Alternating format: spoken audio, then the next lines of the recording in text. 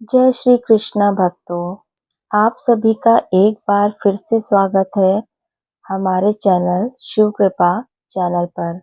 आप सभी को विजया एकादशी की हार्दिक शुभकामनाएं। चलिए सुनते हैं विजया एकादशी की व्रत कथा।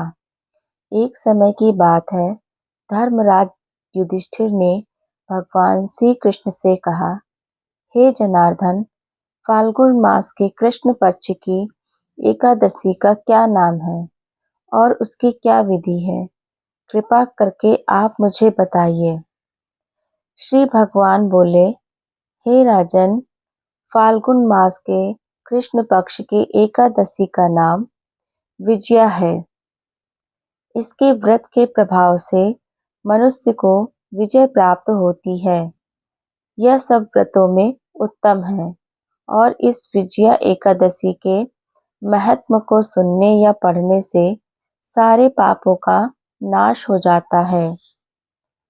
एक समय देवर्षि नारद जी ने जगत पिता ब्रह्मा जी से कहा, महाराज, आप मुझे फाल्गुन मास के कृष्ण पक्ष की एकादशी विधान से बताइए।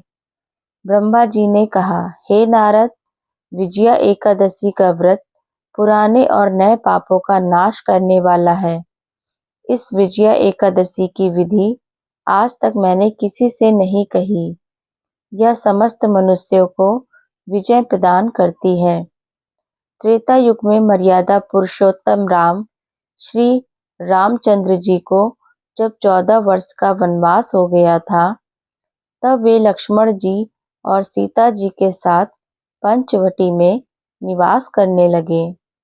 वहां पर दुष्ट रावण ने जब सीता जी का हरण किया, तब इस समाचार से श्री रामचंद्र जी और लक्ष्मण जी अत्यंत व्याकुल हो गए और सीता जी की खोज में चल दिए।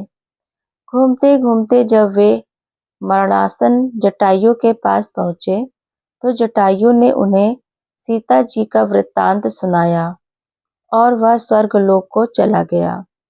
कुछ आगे जाकर उनकी सुग्रीव से मित्रता हो गई और उन्होंने बाली का वध कर दिया।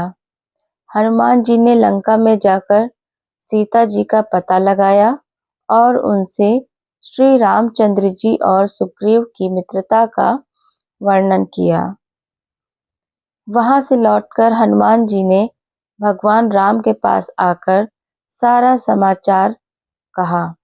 श्री रामचंद्र जी ने वानर सेना के साथ सुग्रीव की संपत्ति से लंका को प्रस्थान किया। जब श्री रामचंद्र जी समुद्र के किनारे पहुंचे, तब उन्होंने मगरमच्छ आदि से युक्त उस अगाध समुद्र को देखा और लक्ष्मण जी से कहा कि इस समुद्र को हम किस प्रकार पार कर पाएंगे। श्री लक्ष्मण जी ने कहा, हे पुराण पुरुषोत्तम, आप आदि पुरुष हैं, आप सब कुछ जानते हैं।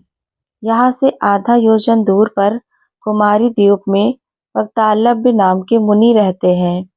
आप उनके पास जाकर इसका उपाय पूछिए। लक्ष्मण जी के इस प्रकार के वचन सुनकर श्री रामचंद्र जी उन ऋषि के आश्रम गए और उनको प्रणाम किया।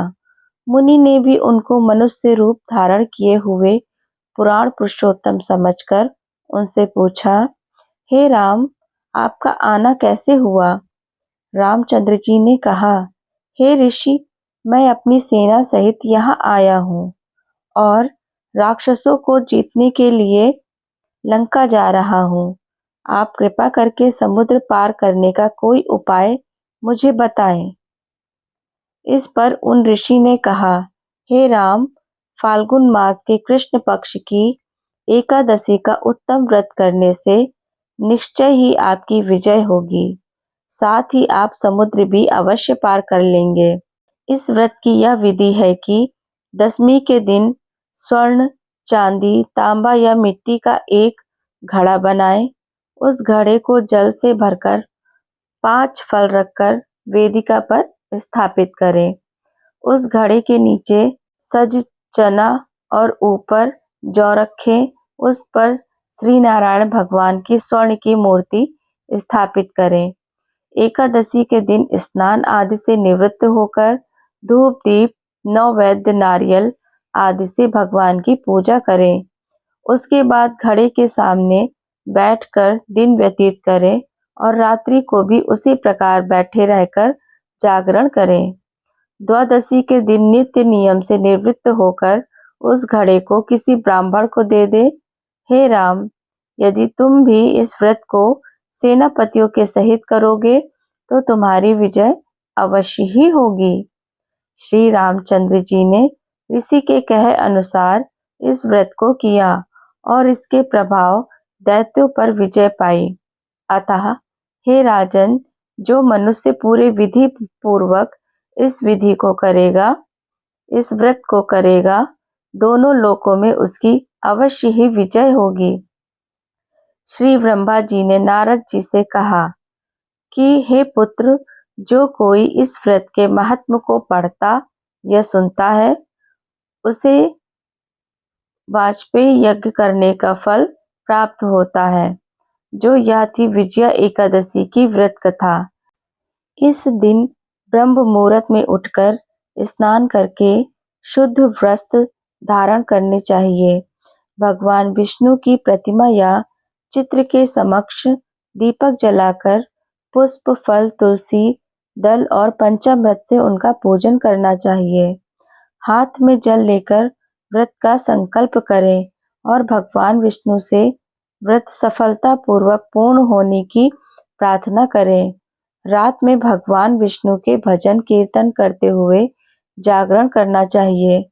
इस दिन विष्णु सहस्त्र नाम या विष्णु श्रोत का पाठ करने से विशेष फल की प्राप्ति होती है। आपको यह कथा कैसी लगी, कमेंट बॉक्स में अवश्य बताएं और साथ ही मेरे चैनल को सब्सक्राइब करना न भूलें। धन्यवाद।